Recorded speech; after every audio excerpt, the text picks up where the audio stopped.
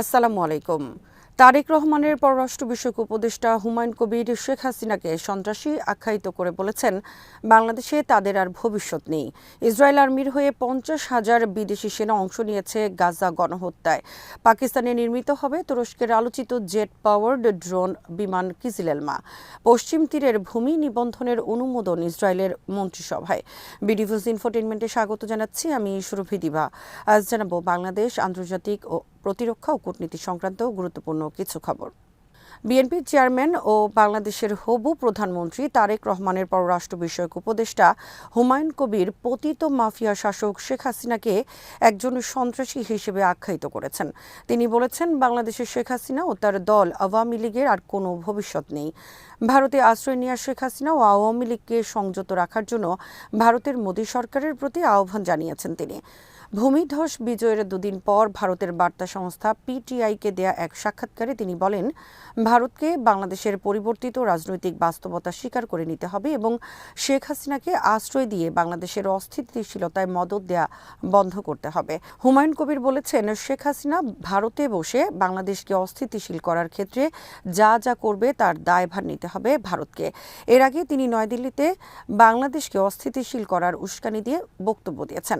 হুমায়ুন কবির জানান, যেহেতু শেখ হাসিনা ও তার দল আর ক্ষমতায় নেই, তাই ভারত ও বাংলাদেশের সম্পর্ক এখন পারস্পরিক সমমর্যাদার ভিত্তিতে নতুন করে শুরু হওয়া উচিত। তিনি বলেন, শেখ হাসিনার সময়ে ভারতের সাথে সম্পর্ক কেবল ব্যক্তি বিশেষের সাথে ছিল, বাংলাদেশের জনগণের সাথে নয়।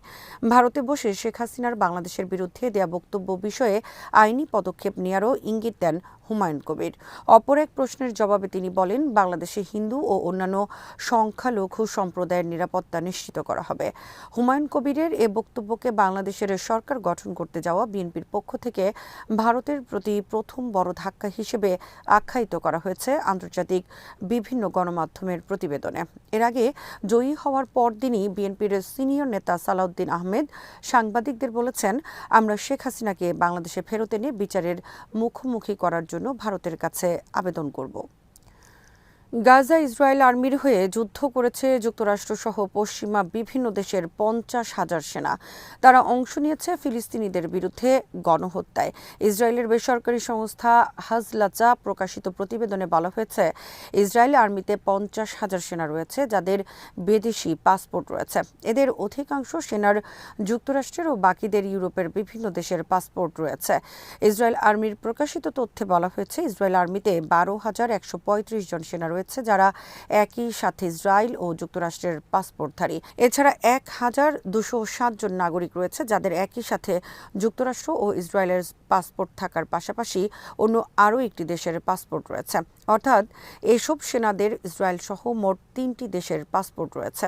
ইসরায়েল আর্মিতে 6,127 জন সেনার ইসরায়েলের পাসপোর্টের পাশাপাশি ফ্রান্সের পাসপোর্ট রয়েছে। ইসরায়েল আর্মিতে রাশিয়ান পাসপোর্টধারী সেনার সংখ্যা 5,067 জন, ব্রিটেনের পাসপোর্টধারী 3,901 জন। ইসরায়েল আর্মিতে জার্মান পাসপোর্টধারী সেনার সংখ্যা 1,686 জন। ব্রাজিলের পাসপোর্টধারী সেনার সংখ্যাও 1,686 জন। এছাড়া কানাডা, আর্জেন্টিনা, মেক্সিকো, দক্ষিণ আফ্রিকা ও কলম্বিয়ার পাসপোর্টধারী কয়েকশো করে ইসরায়েলি সেনা রয়েছে ইসরায়েল আর্মিতে।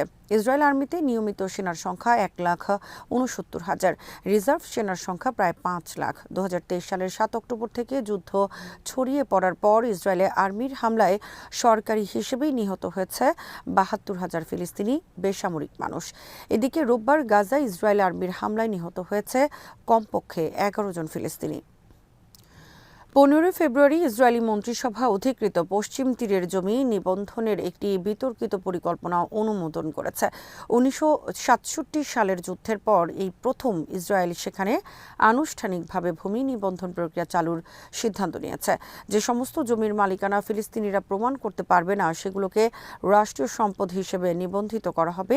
এই প্রক্রিয়ার ফলে ইসরায়েলি বসতি স্থাপনকারীদের জন্য পশ্চিম তীরের জমি কেনা এবং সেখানে নতুন আবাসন নির্মাণ অনেক সহজ হয়ে যাবে। উগ্র ডানপন্থী অর্থমন্ত্রী বেজালেল স্মোট্রিচ, বিচারমন্ত্রী ইয়াভির লেভিন এবং প্রতিরক্ষা মন্ত্রী ইসরায়েল কাটজ যৌথভাবে এই প্রস্তাবটি পেশ করেন। প্রকল্পের জন্য 2026 সাল থেকে 2030 সাল পর্যন্ত প্রায় 24 কোটি 40 লক্ষ শেকেল বা প্রায় 7 কোটি 90 লক্ষ ডলার বরাদ্দ করা হয়েছে। ফিলিস্তিনি কর্তৃপক্ষ এবং মানবাধিকার সংস্থাগুলো এটিকে ডি ফ্যাক্টো অ্যানেক্সেশন বা কার্যত দখল হিসেবে অভিহিত করেছে। তাদের মতে অনেক জমি নিবন্ধিত না থাকায় ফিলিস্তিনিদের জন্য মালিকানা প্রমাণ করা অত্যন্ত কঠিন হবে। তাছাড়া প্রত্যেক দেশে অনেক জমি ও বন রয়েছে যার কোনো ব্যক্তি মালিকানা নেই। জাতিসংঘ এবং বিভিন্ন আন্তর্জাতিক সংস্থা এই পদক্ষেপের সমালোচনা করে জানিয়েছে, অধিকৃত অঞ্চলে দখলদার শক্তির জমি বাজেয়াপ্ত করা আন্তর্জাতিক আইনের পরিপন্থী। তুরস্কের বাইরাক্তার ড্রোন নির্মাণ কারখানায় স্থাপন করা হবে পাকিস্তানে। এখানে পাকিস্তান তুরস্ক যৌথভাবে নির্মাণ করবে বাইরাক্তার ড্রোন কিজিলেলমা জেট চালিত স্টেলথ ড্রোন যুদ্ধবিমান। এটি বিশ্বের প্রথম স্টেলথ ড্রোন বিমান। অটোনোমাস এ ড্রোন বিমানের ভূমিকা পাইলট চালিত যুদ্ধবিমানের মতোই এবং তুরস্কের যুদ্ধবিমান বড় ধরনের চ্যালেঞ্জ প্রচলিত যুদ্ধবিমানের ক্ষেত্র। এই ড্রোন নির্মাণ কারখানায় স্থাপনের মাধ্যমে পাকিস্তান ড্রোন আমদানিকারক থেকে পরিণত হবে ড্রোন রপ্তানি দেশে। চীনের সাথে যৌথভাবে নির্মিত JF-17 ফাইটার জেট নির্মাণ করে পাকিস্তান যেমন রাতারাতি সমরাস্ত্র রপ্তানিকারক দেশে পরিণত হয়েছে, তেমনি তুরস্কের সাথে যৌথভাবে ড্রোন নির্মাণ করতে পারলে এক্ষেত্রে নতুন মাত্রা যুক্ত হবে। কিজিলেলমায় রয়েছে টার্বোফ্যান ইঞ্জিন, ফলে এর গতি সুপারসনিক, অস্ত্রবহন ক্ষমতা 1.5 টন। স্টেলথ বৈশিষ্ট্যের কারণে এটি শত্রুপক্ষের রাডার ফাঁকি দিতে সক্ষম। সম্প্রতি গোগদোয়ান নামক বিয়ন্ড ভিজুয়াল রেঞ্জ মিসাইল ছুড়ে চাঞ্চল্য সৃষ্টি করেছে। এর রয়েছে এয়ার টু এয়ার এবং গ্রাউন্ড অ্যাটাক ক্ষমতা। পাকিস্তানের কাছে বর্তমানে রয়েছে বাইরাক্তার TB2 এবং আকিঞ্চি ড্রোন বিমান। ভারতের একজন নাগরিক স্বীকার করেছে ভারত সরকার তাকে শিখ নেতা গুরবৎ সিং পান্নুনকে হত্যার নির্দেশ দিয়েছিল। যুক্তরাষ্ট্রের আদালতে স্বীকারোক্তি দেয়া এই ভারতীয় নাগরিকের নাম নিখিল গুপ্ত। নিখিল গুপ্ত জানান, ভারতীয় একজন সরকারি কর্মকর্তা তাকে পান্নুনকে হত্যার দায়িত্ব দেয় এবং এজন্য তিনি $15,000 পান। তবে যুক্তরাষ্ট্রের আইনজীবীদের অভিযোগ, বিকাশ যাদব নামে ভারতীয় এক গোয়েন্দা কর্মকর্তা $1,00,000 বিনিময়ে নিখিল গুপ্তকে ভাড়া করেন পান্নুনকে হত্যার জন্য।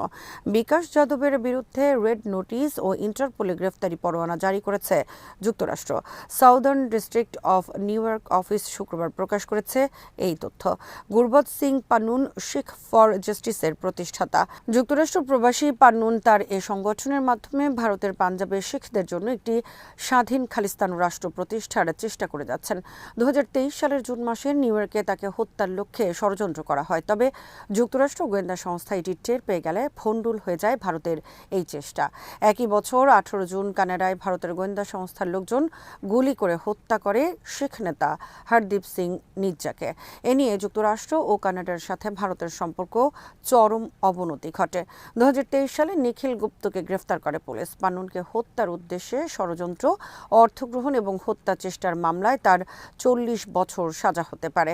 শিখ নেতা পান্নুন সম্প্রতি অভিযোগ করেন, বাংলাদেশের জুলাই যোদ্ধা হাদিকে হত্যা করেছে ভারত এবং হাদির হত্যার খুনিদের ধরিয়ে দেওয়ার জন্য তিনি বিপুল পরিমাণ পুরস্কার ঘোষণা করেন। আজ এখানেই শেষ করছি। সমরাস্ত্র প্রতিরক্ষা কূটনীতির নানা তথ্য জানতে চোখ রাখুন বিডিভিউজ ইনফোটেইনমেন্টে। চ্যানেলটি ভালো লাগলে সাবস্ক্রাইব করুন, সংযুক্ত থাকুন আমাদের ফেসবুক পেজে। আল্লাহ হাফেজ।